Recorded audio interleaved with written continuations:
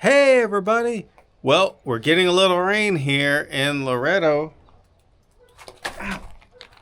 Ah. That was kind of funny. Ow! It's not funny. Talk about ants in your pants. Well, they didn't make it to my pants. Thank goodness. Wow, so I was just shooting that and I'm standing on a little red ant hill and they got up on my foot and started biting the heck out of me. And I think they are trying to move their nest. I don't know if you can see them there. But that didn't feel too good. That was a nice surprise. All right, let's try this take two. And I'll look here. I don't think there's any red ants here. So we'll try this again. Hey everybody. Well, we are getting some rain here in Loreto, which happens during this time of the year. That is really good. And we are excited.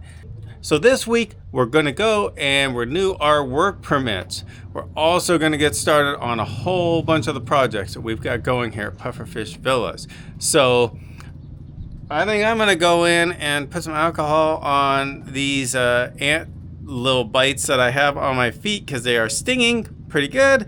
And you watch the rest of this video. We're Douglas and Esperanza, and we decided to leave our lives in the U.S. and move to magical Loreto, Mexico, where we built our boutique resort, Pufferfish Villas, from the ground up and work running it and saving to expand in the future. Please come with us to follow our journey and live before you die. So we just got back a couple days ago from traveling to the U.S. and we've been gone for a long time, so we've been working like crazy the last couple of days, trying to get everything back to normal here at Pufferfish Villas in the Oasis. When we came through the airport, they gave us a little bit of extra attention and they told us, the immigration officer at the airport, Christopher, told us that our work permits had expired. And so thank goodness, because we didn't know. Yeah, I think they probably told us that they were only good for a year. Probably. Or maybe they didn't when we got them. It's just a lot. But we didn't know that they were expired. It wasn't a big deal. He just was letting us know. So the deal is we have a corporation, a Mexican corporation that we own. And how they consider it in Mexico is that we are employees of that corporation, and that's how we make our money. That's how it's seen by the government here. And that's how we run Pufferfish Villas and do all that. So, and actually, technically, anyone who makes money in Mexico, if you are here a permanent resident or temporary resident, you have to get a work permit. I know there's tons of people that probably rent their houses out here and don't do it. But if you want to be 100% legal and correct with the law, you have to have a work permit to make any money in Mexico. So basically, we have a corporation and we have to get a permit for our corporation to employ foreigners, us.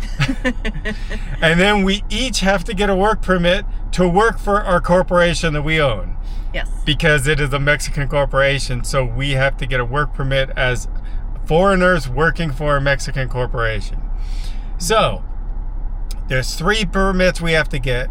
One of them is free. That's the permit that is for the corporation to employ foreigners. That's just a thing we have to renew every year, but there's no cost associated with it. Getting our work permits is not free. It is actually very expensive for Mexico standards. It's a little over 4,000 pesos each. So about $200 each a year for a work permit. That seems like a lot. It does seem like a lot for Mexican standards. Mm-hmm. But, you know, I understand the whole thing. You know, we're foreigners coming to Mexico.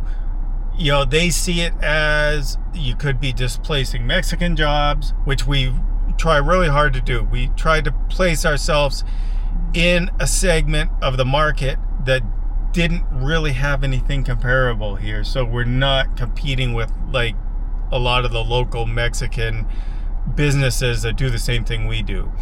But and our cleaners are a local Mexican company. And yes, They're both Mexican. They are amazing. Yeah, You should and listen. everything we do, when our cleaners, when we have people come to help us out doing landscaping or maintenance or everything, those are all local Mexican businesses and people that we hire to do all that. So we try to do that as much as we can. But so I see it, $200 a year. It's not that big of a deal. If you think of in the U.S. all the costs associated with owning a business or running a business, it can be a lot. There can be so many different taxes and fees and things that you have to pay when you own a business in the U.S. So You're right. I didn't think about that. So this is really our only yearly expense associated with a business. So it's not that bad. And anyways, we went in yesterday. We did all the applications. They're fantastic at the immigration office here in Loreto. They all speak English. They are very, very helpful and help you out all through the process. So we just basically had to go in there, say we wanted to renew. They helped us through the whole process. Today we are going back to get our official certificates, say we're legal for 1 more year to work for ourselves. That sounds so funny. And that's where we're going. So we're in the 4Runner because we have to go out on the highway to get to the airport. And it has AC. And it has AC because it's like 98 or 100 degrees or who knows how many degrees. So we're going to head out there. We'll see if we can film and show you the INMI office. No promises because government offices don't like you filming most of the time. So probably no. But we'll show you the certificates when we get them done. We are headed down the road from the highway to the airport, which is only about maybe a half a mile long road, but it comes straight down here. And so this is what you see when you're going to the airport here at Loreto. LTO. This little spot over here on the left where like people do free parking out here. And then you have to walk into the terminal. Because the immigration office is here at the airport, but it's not in the terminal building. So if you were going to the terminal building to go to a flight, you would turn left here and go down this road here, but you keep going straight and you go to the FBO, which is the private section of the airport. And also in the same building there, they have what they call the Aviation Business Center right here, which has the immigration office in it.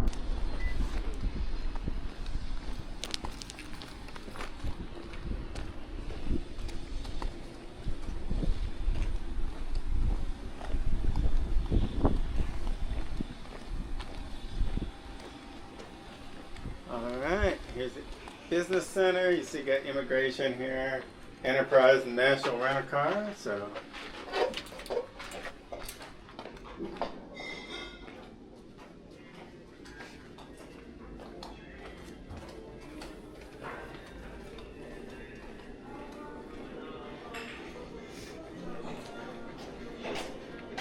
that took about 30 seconds.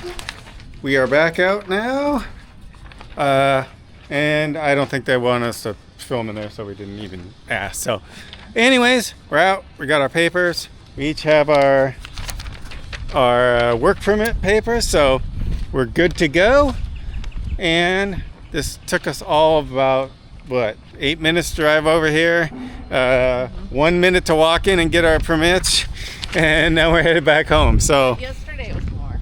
yes, yesterday when we were applying for it, we were probably here for maybe 45 minutes?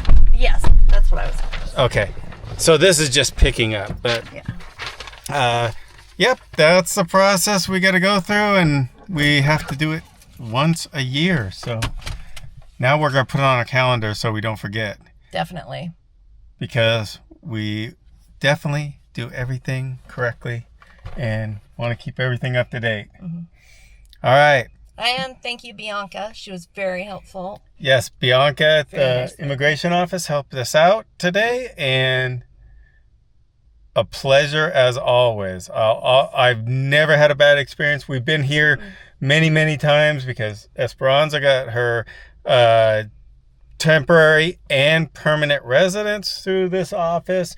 We've done our work permits, we've done our corporation, so we've been here many times, and it has always been a fantastic experience. So all right, maybe now we'll go get a margarita, who knows. Ooh, I like that. Now that we've got our work permits so we can work, it's time to get to work. But before we do, I'm going to show you a little hint about living in Mexico and getting fresh tortillas. And then once that's done, we're gonna get straight to work. So I was gonna show you another thing that we had to learn once we came to Mexico.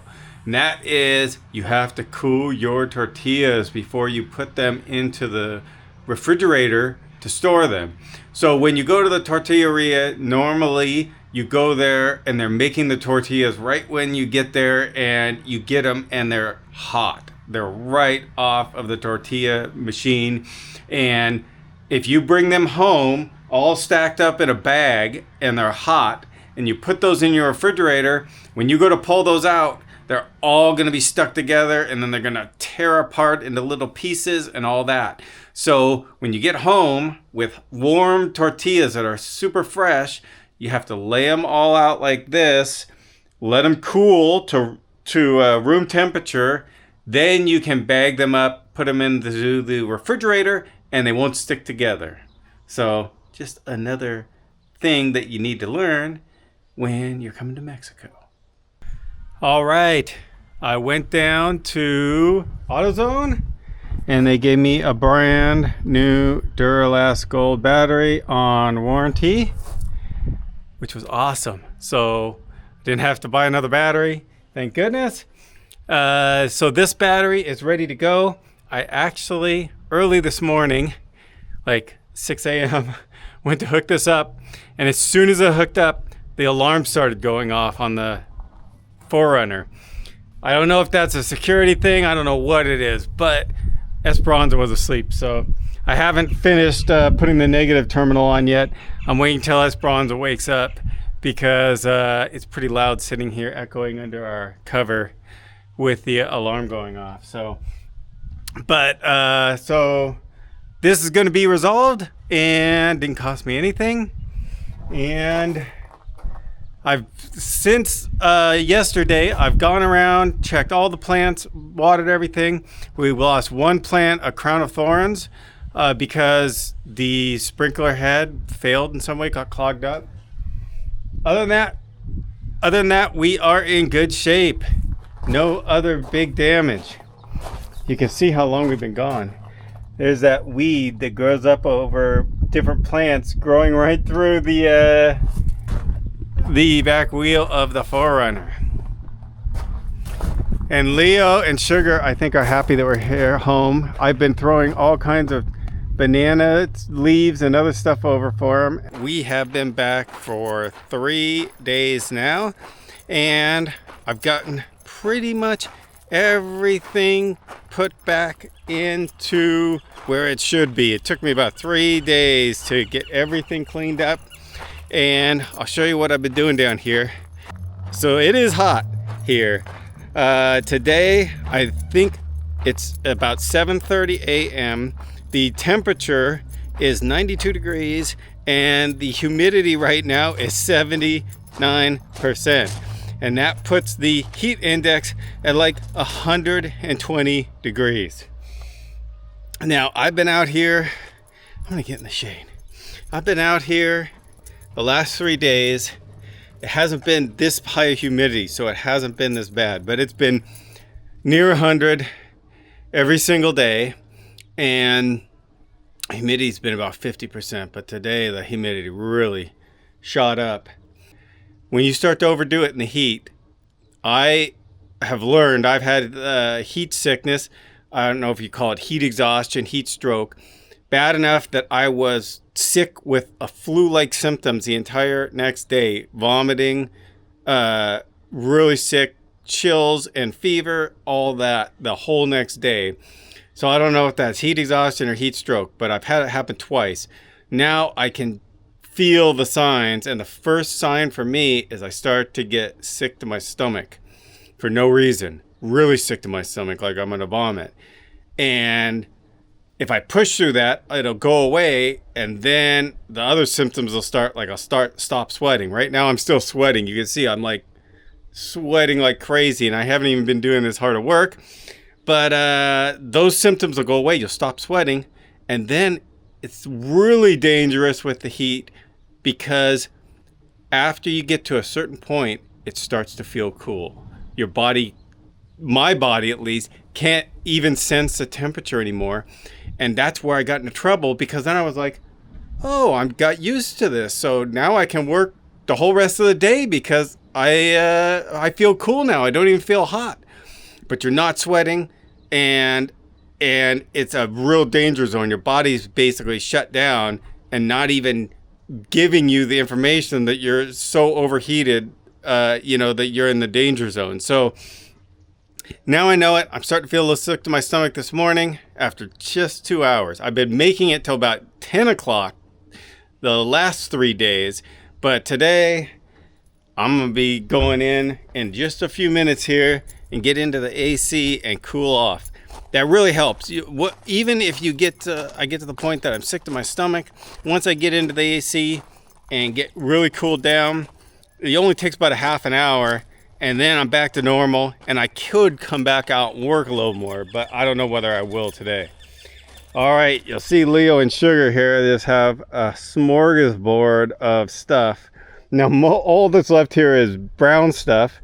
I'd given them a bunch of green trimmings too, but of course I eat all the green trimmings first, and the only thing left is the brown trimmings. Now, I have to be careful what I give to Leo and Sugar, because some stuff is poisonous. Some stuff here is extremely poisonous. So all of the palm fronds are okay for horses and donkeys. I give them all the palm frond cuttings that I do that are small. The big ones I keep to repair our palapa, and I have those up there. Other things that they can eat that are safe for them to eat is banana trimmings. So they get all the banana trimmings. They love the banana leaves and the banana trimmings. Those aren't poisonous. And I give them the papyrus that we have up at the house. We have papyrus. It creates a lot of debris, and they like the papyrus. It's good. I guess horses, I researched it, horses and donkeys and camels have been eating papyrus for thousands of years in the Middle East, so no problem with papyrus. Now, everything else I really don't throw over there and give to them, well, except mesquite, because mesquite's fine for them, and they love they don't like the leaves and branches really. They won't really eat those, but what they will eat is all the seed pods. They love the seed pods, and I guess they're sweet. So the other stuff, the stuff that's really poisonous to them, they say that 1 or 2 leaves or flowers of this oleander can kill a horse. So definitely I don't put any oleander over there. The elephant ear is also poisonous. This is not taro, it's elephant ear. Even if it was taro, I don't think you can eat the leaves from taro. You can only eat the roots. This is very poisonous. I don't give them any of that. This stuff that I don't know, like this is canna. I don't really know, so I don't give it to them. Hawaiian tea, I don't really give them those trimmings because I don't know whether they're, safe for them or not. So, that's pretty much all I have to trim. I have to trim these, which I think are an iris, and I usually don't throw those leaves over there either because I just don't know. I don't know exactly what that is, and I don't know exactly if it is poisonous. The only thing I put over there is stuff that I know 100% what it is, and I look it up. The other thing I give them is bamboo, because bamboo is fine. Lots of animals eat bamboo. So I'll do the bamboo trimmings. I'll throw those over there too. Other than that, everything else I throw in the garbage because it's poisonous or I don't know. So you can see I've gotten a lot. I trimmed all these. Now these look kind of cruddy after you trim them, we don't have guests for another 3.5 weeks. And so I wanted to get them trimmed now so they're gonna have time to kind of bush up a little bit and they'll look a lot better. I basically just cleaned up everything else, all the dead stuff out of everything. Still got a mess here, still got everything, my hose left out, all this.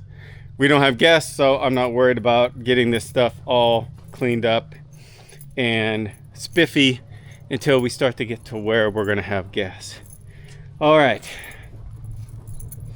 there's lots of other stuff to do, but man, I'm just dying out here. So I'm gonna head up, get into the AC, and work on a video, I think, because I have a video that I need to get out in the next couple days. That's the one downside of here, is that in the very, very heart of the summer, unless you are a Superman, like these guys working over here on this construction project, who work outside every, 6 days a week, all day long, no matter what the heat. They're incredible. I don't know how they do it, but I can't do it. And the rest of us have to stay inside during the summer for the heat of the summer. Now, usually the really bad heat's only a couple months. Usually the middle July to the middle of September. And so we will, actually makes you hot. But when you're in the direct sun, it makes you hotter without the hat. But when you're in the shade, take your hat off. It'll be a lot cooler. Anyways, so it's kind of like, we call it the reverse of being in Oregon. In Oregon in the winter, for 9 months, you stay inside, except if you're going up on the mountain to go skiing or something. But there's so much crappy weather there. Here, there's crappy weather, but only for a couple months of the year. And the good thing is, in Oregon, when it's crappy weather, you look outside and it's dark and gray and depressing. Here, when it's crappy weather, you look outside and it's bright and sunny and cheery. And so it kind of keeps your spirits up. Even though you're kind of stuck inside in the AC, it keeps your spirits up because it's so bright and cheery outside. So we prefer the heat. And like I said, it's only 2 months out of the year that really limits anything. The rest of the year, I can work outside all day long, no problem. So, all right, go head inside here and start working on the video for this week. So today I am working on a project that I needed to work on for a very long time. And it is already hot. It's only like 9 o'clock this morning. I think it's 82% humidity and about 90 degrees. So the heat index has to be like 205 degrees. I don't know. It's definitely a heat index way over 100. But the work still has to get done. And until I start to feel sick, I keep working every day. So we'll see how long I can make it. I started at 5:30 this morning. When it got light, it's 9. Hopefully I make it till 10. All right, so I am working on a project doing some tiling work. That's why I have this bucket with a sponge in it. Now I was just doing a little bit of grouting, and I already did the grouting work. I didn't film the grouting work because I had gloves on and it was going to be really messy to do it with the camera. But anyways, I'll show you that inside. First, I'll show you what I'm doing. Man, my plants are looking good here in between the villas. This is my lipstick palm, and I'm gonna have to take a look at it. I just noticed when I came back, it has some spots on it that do not look good, so I need to figure that out. But this is my lipstick palm. I'm waiting for it to turn red, but I think it has to get much bigger before it'll start turning red at the base. Beautiful, beautiful. My bamboo is doing fantastic. This is giant bamboo. Look at how big it gets. So that's all that. But back here, many episodes ago, almost a year ago probably, I had to fix this valve in here and replace the valve and put in a new shower controller. And so I put in this little door here so I could access it, because I broke out the the concrete, and I just decided to leave the door here. And this actually is so good that on all future villas, I'm just going to put a door in here because we aren't anywhere where it freezes, of course. And so there's no worries with this freezing. And then it gives me access to the back of the shower valve, which we already know can be important. But when I did that repair of replacing that valve, the old valve, the pipes for it were mortared into the wall, and I had to break them all out. And when I did that, I ended up pushing one of the tiles out. And so for a long time, I've needed to come in here and re-grout this line along here because this tile got pushed out. Now I would love to get this tile here pushed back in. It's not going to happen. There's just everything is moved in there. It is rock solid. I've tried pushing it back and I would break it if I tried to push it back anymore. It's not the end of the world. This is not going to look like this forever. It's going to dry up and look better, and then I'm going to clean this up. Most guests will probably never even notice this. It's only pushed out like a little tiny bit, maybe 1/8 of an inch. So this is a fix. Now this has been like this for a year with no grout in there, and there was actually kind of a gap in there. Water probably went in the wall. Doesn't really matter. The wall is concrete. So this was one thing I needed to get done. It was on my list. Now I got the mortar mixed up and I got that in there. I'm going to come in and clean it off. I'm going to let it dry a little more because I'm trying to get the mortar to stay on the edge of this tile here, down here, to cover up the edge because it's white. So I'm going to let that dry a little bit more, and then I will come in and sponge off any of the additional stuff, and this job will be done. And this job is like a year in the making. Now you're probably going to ask, why did you turn on the AC in the villa there if you're going to work in the villa? Well, if I turn on the AC, probably take a half an hour to cool down the whole villa, especially here in the bathroom where there is no AC, of course, in the bathroom. So, and this job literally took like 5 minutes. Now it'll take me another 5 minutes to clean it up. So definitely not worth turning on the AC to do 5 minutes worth of work. So we'll just leave it hot in here. I don't know how hot it is in here, but it's really hot. 95, 100, probably over 80% humidity. But it's actually cooler outside right now. Good morning, everyone. Well, I thought I would show you real quick this morning a view that you don't normally see. This is out the back of our property. So here is our shop with the hidden bungalow inside that we live inside, and this way goes up to the mountains. And if you look way back there, you'll see big thunder clouds all along the mountains, and also something we don't normally see, big dark clouds over here. Now I don't think we're going to get any rain today. We are in monsoon season, so this is when we normally get rain. If we're going to get rain, we haven't had rain in probably like at least 2 months now, except maybe a sprinkle here or there. But we still do get regularly rain in the mountains during the monsoon season. And usually the clouds come in, they build over the mountains, create thunderstorms, it rains over the mountains, and that is good because that's where our water supply is. Actually, getting rain here doesn't do much except the local plants love it, and it greens it up a little bit here. But as far as our water supply goes, that all comes from like 26 miles or something like that, way up in the mountains. So this is what we want to see. We love it when we see the clouds over the mountains, and when we can see it raining up there a lot. And it does rain up there very regularly during monsoon season. Well, it is hot again today. Well, look at this. That is a bat. Interesting. Definitely don't want to touch a bat because you never know what a bat's going to have. I will dispose of that with the appropriate rubber gloves and all that stuff. But we do have a lot of bats here, which is good. They help keep the mosquitoes down. There's no mosquitoes here right now, which is really good. And we got Leo and Sugar out here this morning. Hi, Sugar. Hi, Leo. It is early in the morning, like 7 o'clock. It's getting hot, but it's not super hot yet. Hey guys, I gotta get down and do some work down here.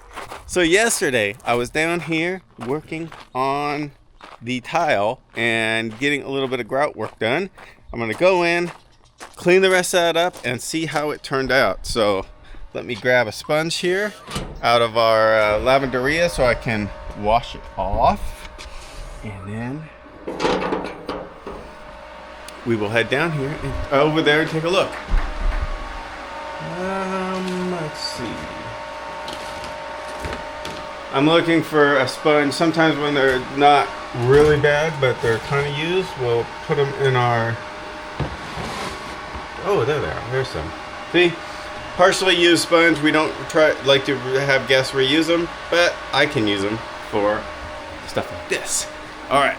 I did have this big sponge yesterday I was using, but it was huge. It has a lot of water in it, and then it drips all over the floor, and it's a pain. So, and let's see if my thumb will work. There we go. I love having the thumb unlock. I wish our guests could do it, but of course, can't register every thumb's guest thumb.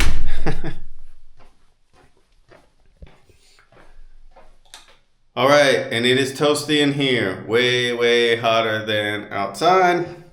Let's take a look at this. All right. I think it is looking pretty good.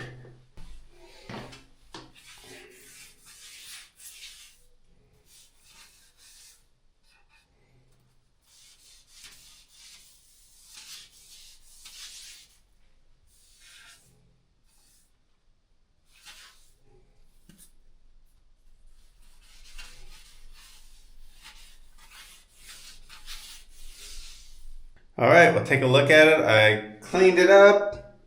Not perfect, but it looks better, and it is sealed up now. So I think this is good to go.